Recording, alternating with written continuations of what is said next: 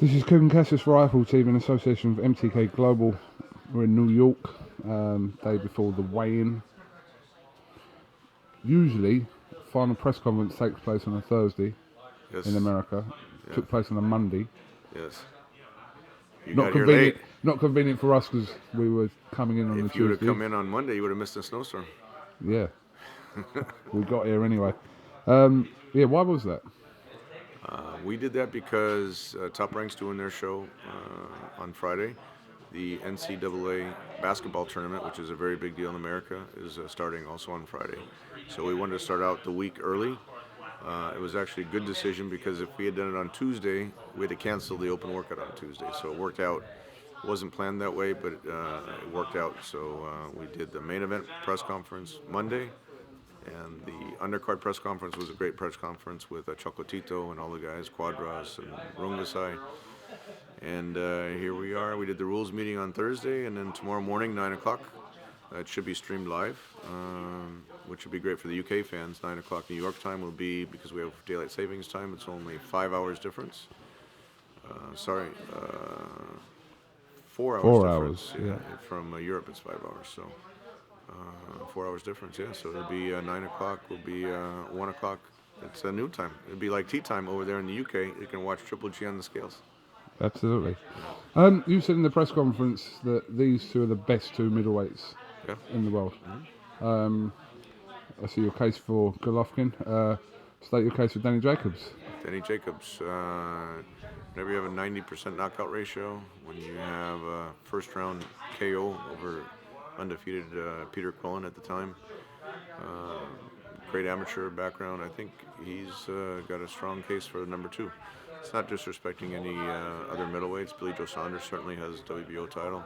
You have to give him respect.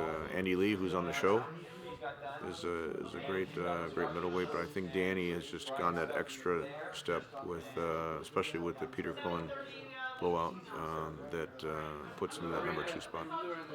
I mean, Danny Jacobs' story, Tom, is fantastic, and it's one to be admired from where he was a few years ago to winning the world title, and to see him challenging Gennady. He's come through a lot, but he's got there. Yeah, absolutely. I mean, Gennady's going through a lot of adversity too. Certainly nothing to the extent health-wise as Danny. Whenever you have a health scare like that, having faced the cancer and successfully battled back from that to where he is right now. I mean, the doctors, from what I understand, he was paralyzed from the waist down, and the doctors said that he might not walk again. And so going from there to a successful operation, successful treatment, going to the boxing gym, and now challenging for the most feared boxer in the sport, for all for 4 titles at Madison Square Garden. It really, this is the pinnacle of the middleweight division right now. Obviously, nothing's a given, and Gennady has to get past Danny Jacobs Saturday, but a lot of talk about the potential Saunders fight being in Kazakhstan in June. This is serious talk, isn't it? Well, everyone's focused on Saturday. There's been nothing signed. I mean, there's a lot of talk about a Canelo fight too. There's nothing that's been signed for that, but it's been Gennady's dream and his goal to unify all the titles. Billy Joe has that last title that's been evading Gennady. But again, if Gennady doesn't win on Saturday, it doesn't matter what discussions I've been in. Everything goes out the window. So they're focused on it. He would like to fight in Kazakhstan. They're having a big event. The World Expo is going to be over there in June.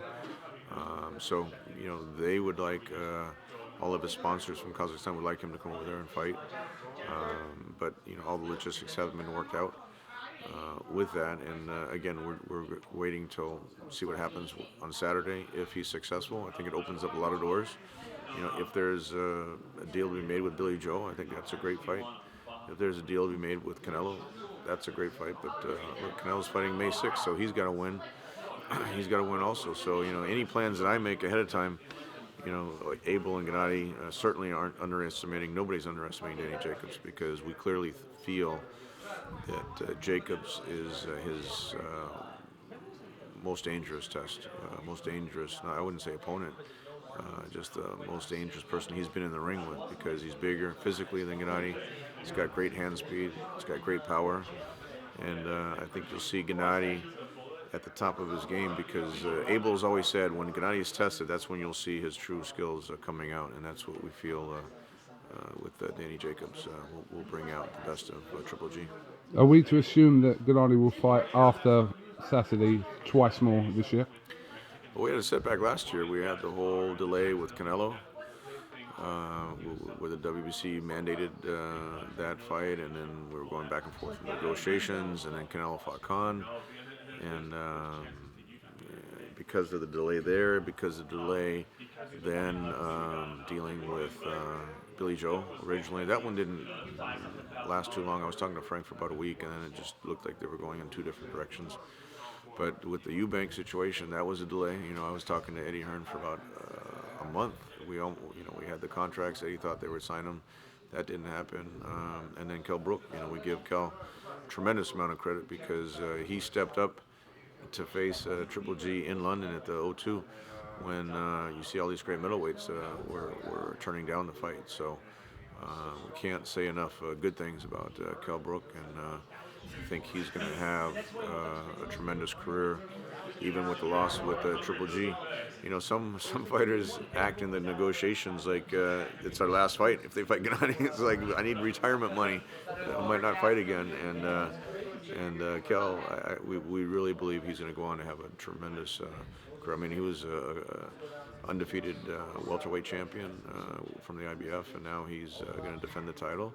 And that's a great fight with Spence. But if he beats Spence, he's right back into the mix where he was before. Did you think that Kell Brook would go back down to 147? I don't know how he makes 147. I really don't. He was bigger every single weigh-in. I've never seen so many weigh-ins. I think we had 5 weigh-ins for that fight. The WBC 30-day weigh-in, the 7-day weigh-in, the UK, the British board weigh-in, like Wednesday of fight week. The official weigh-in was the 4th weigh-in, and then the IBF weigh-in was the 5th weigh-in. And all 5 weigh-ins, Kell was always heavier than Triple G. So I don't know how he's going back down to 147, but we have to give him a lot of credit. I mean, certainly anyone at welterweight is not going to hit as hard as Triple G. He's been in the ring. He didn't back down. He was standing there toe-to-toe with Gennady, landed some great punches. You could see, people were saying about how Gennady would have this size advantage over a welterweight over Kell, but you saw the hand speed of a welterweight. You're in there with a middleweight, and you could see that he definitely had great hand speed, was able to land against Triple G, and that's why we just give him a lot of respect for taking that fight. Unfortunately, he had fractured orbital bone, but again, we give his corner a lot of credit to his trainer because it takes a lot of guts to stop a championship fight like that on that level, and for him to realize what was at risk. And it really was at that point. It was no sense because Kell would have only gotten potentially hurt a lot more seriously, and so we have respect for his corner as well for stopping that fight because that was the right thing to do. Have you finally given up on Carl Froch? I need some more mojitos with Eddie Hearn, and then maybe we'll start the negotiations again. Well, he's had his nose done, so that's that counts against. I told Eddie we would put in that agreement that we would pay if there was a problem with his nose, that we would pay for a new touch-up. That would be part of the deal. Yeah. Yeah. Straight out of Golovkin's purse. Straight off the top. That'll be the first thing that comes off. But look, we have respect for Carl Froch, what he's accomplished. Unfortunately, it looks like his record's going to be broken at Wembley Stadium when Vladimir and Anthony Joshua get in the ring. Which might not be a bad thing. April 29th. Might give him a bit of. See, that would be motivation. See, then if his record's broken, if Triple G comes back to the UK and fights a guy like Carl Froch, I bet you it would be that could rival the attendance record of Vladimir and Anthony Joshua. So that might give him some motivation, in addition to the fact that it would just be a tremendous fight. I mean, Carl's such a physically strong guy, a much bigger guy than Triple G. You see on the social media, he was always posting photos. He was too big and too strong. So it's look, if he's retired, he's retired. There's no sense, beating the same story. But he keeps telling Eddie he's training. So maybe somewhere when the money gets to a certain level, and certainly now Gennady's at the point where he's really generating. Look, he's going to sell out Madison Square Garden again. It's on the pay-per-view over here in the United States, in over 100 different countries. So this is really Gennady's highest profile event. If he ever, did a fight with Carl, that would be a tremendous fight. But again, that's just like with Billy Joe or with Canelo. You can't look forward or can't look past Danny Jacobs. But if there's a way to make a fight with Carl Froch, I think that'd be a great matchup. Especially if you're gonna pay for another nose if he needs it. That was that's part of the deal. That's one of the things that we negotiated with Eddie. We do the nose first, and then we would split up the the purse. Obviously, talking about Wembley in April, Vladimir Klitschko comes to back into action after it'll be roughly about a 15-month layoff since the Tyson Fury defeat. What kind of state and health-wise? Well, I think mentally, how is he? Look, Vladimir was such a dominant champion for so long. He really had a historic championship run, and to lose the titles like he did to Tyson Fury, I've never seen him so motivated to really get back in the ring, get back his titles, show that he's still the best heavyweight in the world. Nothing but respect for Anthony Joshua. I was at the fight when he fought Dillian White, which was a great matchup at the O2, but I think with Vladimir's motivation, with his experience, physically both guys are in tremendous shape, always in tremendous shape, about the same height, both Olympic gold medalists. I mean, what can you say? There's so many different similarities, except Vladimir has the experience, has he's been under the bright lights. He's fought in soccer stadiums before. Hasn't fought in a 90,000 seat stadium, but he's fought in Germany, 50,000 seats, and it's a lot different when you're walking into a 20,000 seat arena, which, if you can sell out the O2, if you can sell out Madison Square Garden, that's one thing. But selling out Wembley Stadium, 90,000 seats, that's on a completely different level, especially with heavyweight boxing. When you have two great heavyweights like that, it just becomes an international sporting event. We're definitely going to look forward to that. And what's your thoughts on that? So when I come over to England for that, I'll continue if Gennady's successful on Saturday, we can continue the negotiations with Eddie and see if we can put that fight with Froch together. We'll look forward to it. Now you're going to try and get IFL a post-fight interview with Gennady. We're going to try. Your sponsor, Matthew Macklin, has been walking around here. I've been hanging out with him a little bit. It's nice to see all the UK fellas over here. Mick Conlon, it's great. This is really a tremendous St. Patrick's Day weekend in New York. With Conlon fighting on Friday, with Triple G fighting on Saturday night, both at Madison Square Garden. Mick's fighting at the theater, but having his pro debut in Madison Square Garden is really a tremendous feat. I mean, most fighters dream of that, and to have his first fight there is great for him. And Top Rank's promoting that show, and then with our show on Saturday, it's for boxing fans here in New York City, it's a treat, and really for boxing fans around the world that can watch great fights like that. It's great for the sport of boxing.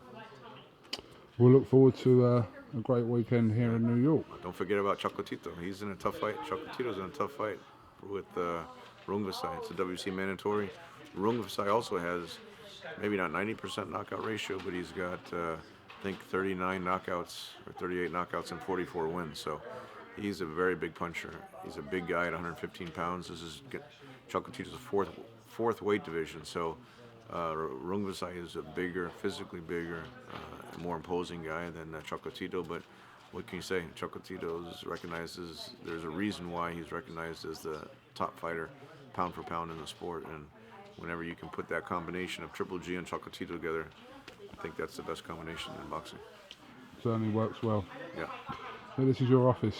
This is it. Not this part here. Your office is behind me, isn't it? Right behind you, and then it'll shift over to the bar over there, and then I'll finish all the rest What of the can deals. you give away to the IFL TV viewers? We can do a little competition. Behind the scenes, we had No, the- what can you give away to Oh. them? Like as a parting gift, we can do a little competition. There must be something in the office We you will could give give. an official brand new piece of merchandise. It's a Triple G scarf.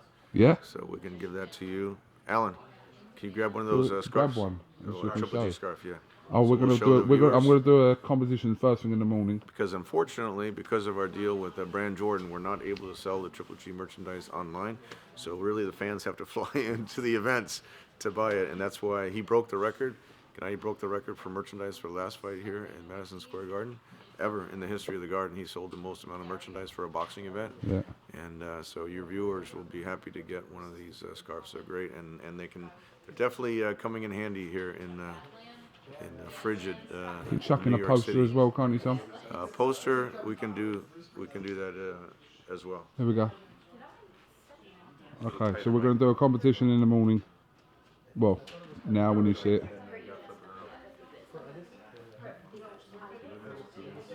How many people contribute scarves? All good, all good, all good. Big collector's item and Oh. and a poster. And a poster. Scarf and a poster. And that fax machine there. And a free ride in the car with Eddie's next interview. We'll have to ask Eddie about that. All right, Tom, listen, thank you very much for giving us some of your time and the weigh-in early morning tomorrow. Early morning, yeah. But it's good to see you, Coog. It's always good to see you, the UK people come over to the US and cover these big type of events. So we definitely appreciate that. No problem. Good. Tom Loeffler, thank you very much for IFL TV, and we'll catch up with you over the weekend. And for the UK viewers, it's going to be on BT BoxNation. So catch it on BoxNation in the UK. It'll be early in the morning on Sunday morning. From 1 o'clock it is. Andy Lee's going to be on the show. Don't miss Andy Lee. But yeah, something like that, 1 o'clock in the morning. Coverage starts from 1, so. Coverage, yeah. And then Triple G will actually be in the ring with Jacobs probably around, my guess is around 3:30, 4 o'clock, somewhere in there, plus or minus in the morning. So you got all the people staying out late for St. Patrick's Day weekend will be able to watch boxing when they get back home. Absolutely. Tom, thank you very much. Good. Thanks, Cooks.